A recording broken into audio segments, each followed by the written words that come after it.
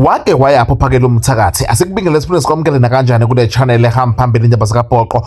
Mengabe umusha siyacela wenza ubulungiswa uciphize usubscribe button uciphize nebell khona uzobona kwama clip nama video amasha esiwafakayo kule channel.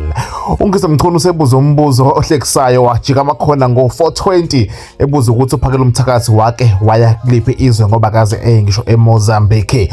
Uphinde wakadla ke nakwintokazi ke engumholi ke wematch and match uJustice ngobese Zuma.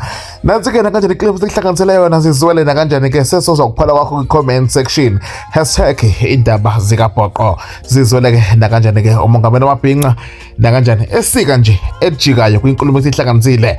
Ukuze Mchunu kule nkulumo ubekhuluma na kanjani ke kwi-podcast yamabhinqa.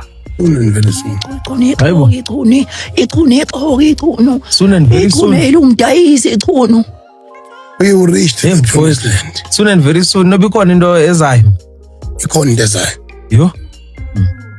Kodwa ke into ebalekile reality.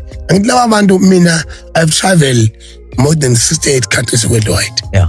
Mangabuza wayapho phakela akazi ngisho eMozambique. Yeah. Imbongolo nje. Imbongolo futhi amakhala nje. Hayibo. Mangabuza ukuthi uJacinta ukhishwa nje uyakhishwa. Umuntu okhishwayo kuthiwa I'm taking you out to Dubai. Yeah.